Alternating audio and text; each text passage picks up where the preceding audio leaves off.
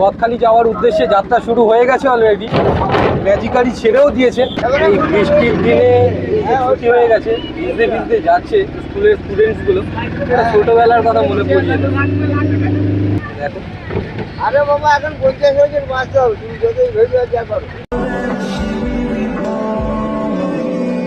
বাবা ক্যামেরাটা ভিতরে নাও, জল লাগছে। আপনি কোথায় যাবেন?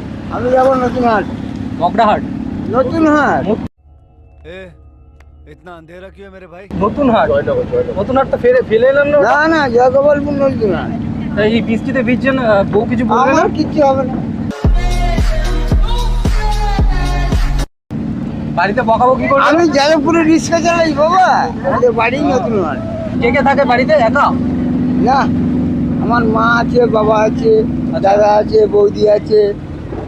तुम ही एक पढ़े लिखे आदमी हो, इसलिए ये काम तुम्हें सौंपते हैं। हर घर की पूछना कि घर पे लोग कितने हैं, शादी हुई कि नहीं, बच्चे कितने हैं, इन सवालों के जवाब घर नंबर के साथ लिखकर मुझे देना है, बस।